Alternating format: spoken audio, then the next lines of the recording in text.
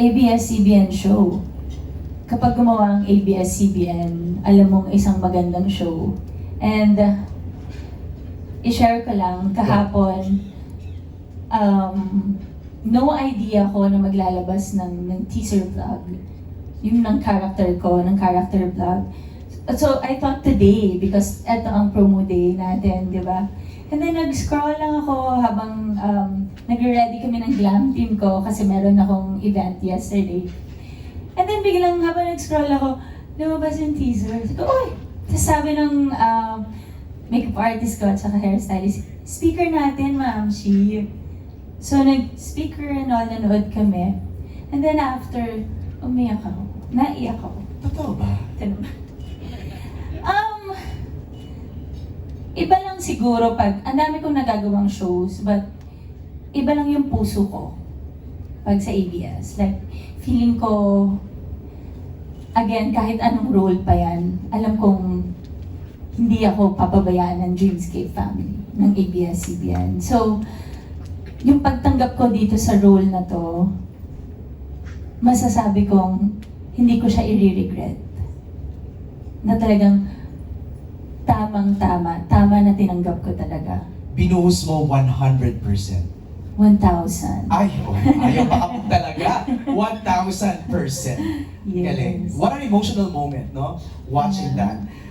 Second question ni Carl Jun is, believe ang lahat sa mga past characters mo sa Wildflower at The Killer Bride. Anong bago at ibang atake naman ang aasahan sa role mo ngayon? Ako po yung sasampalin. Ginombag ka nga ni Rita Avila eh. Di ba? Pero, again, ano yung, ano po? Atake. Bagong atake o kakaibang atake. Hindi ko alam kung anong tawag dun sa atakan yun, pero sa isang eksena, ang daming hinihingi ng character ko. Okay. Napati ako yung pagod pagka-uwi. Kasi talagang emotionally draining because bawat eksena, may bigat lahat ng eksena. Kahit simpleng eksena, may bigat Wow. na dinadala yung character mo. Yung ganon. Sa seryeng to, mostly ang ka-eksena mo is Catherine. Catherine, yes. So mabibigat yung mga eksena niya ni Catherine lagi. Secret. Ay, Magaan, idol ko siya. ito, don't pull off an Abby here, ha? Natatakot ako. Yung mga tingin ni Mara sa akin, no? Ng 10 sama ng 10 seconds. Okay, thank you Carl Jun sa question. Next Thank is you. Chedi Grace. The story explores trust, revenge, and finding love in the digital age. Which theme resonated with you the most while filming? Anong theme ang nag-resonate sa'yo while filming? Trust, revenge, or finding love in the digital age? Parang walang digital age naman yun dun sa I mean, Oo. yung busy kasi masyado si Abby eh. Pero kung may pagpipilian ako doon, siguro finding love, hindi sa Not necessarily digital. Oo, pero sa isang importanteng tao. Pero habang hinahanap ko yun, nawawala yung love ko sa sarili ko.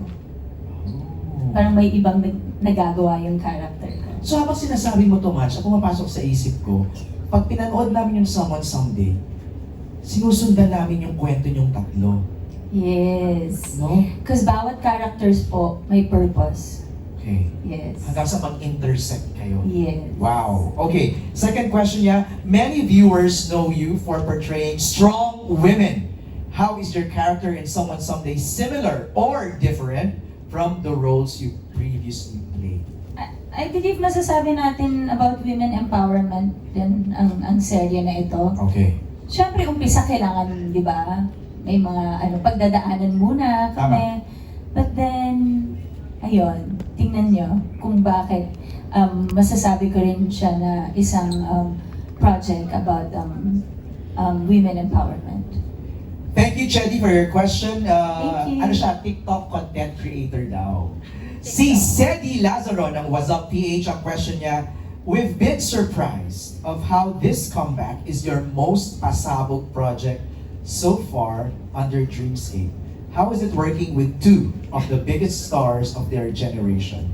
Do you feel ate working with them or just friendly vibes on the set?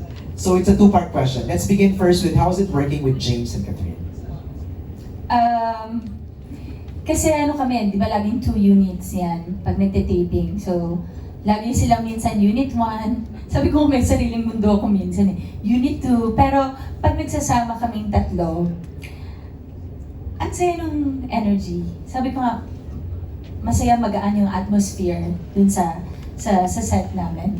Siguro kasi maliban sa mga bagets sila, feeling bagets din ako. Nakakatuwa na makasama sila dahil alam mong gutom din sila dahil comeback teleserye din nila, si Catherine, and then James after 10 years, Wow. diba, balik teleserye din siya. So kapag nagsama-sama kaming tatlo, talagang alam mo yung magtutulungan. Yung walang ego-ego, walang kung sino yung mas star, like ayusin natin tong eksenang to. Paano natin mapapaganda? Paano natin sila pananabikin? Right. Yun. Pero is it true na hindi kayo magkasama ni Catherine sa tent? Oo, kasi nga, pag magkasama po kami sa tent, wala po tayong matatapos na eksena. Dahil bilang mag-ate sa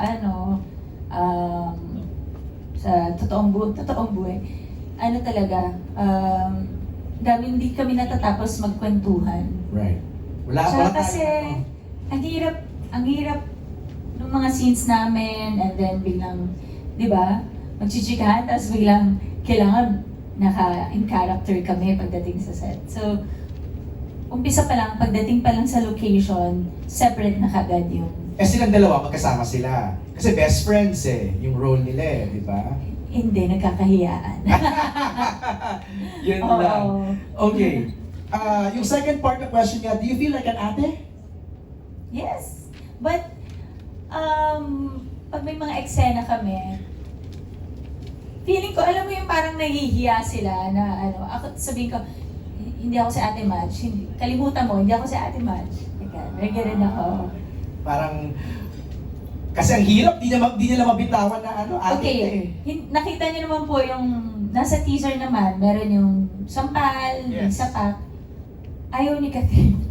Ay, totoo. Takot siya. Ayaw niya. Sabi ko, no, kailangan mong gawin. Gawin mo na para tapos na. Right. Yun, hindi ako si Ate Madge. Okay. Catherine, hindi ako. So, tinatawag ko siya, Billy, hindi ako si Ate Ma. Hindi ako si Ate Ma. Ginawa. Yeah. Sakit. Ha? Masakit. Sarap. Shut up! Sarap. Shut up! Okay. Hindi, but ang sarap makita na talagang game siya after at ibibigay niya yung eksena. Saka na-pull off niyo yung scene. Yes. Natapos na maayos, di ba? Yes.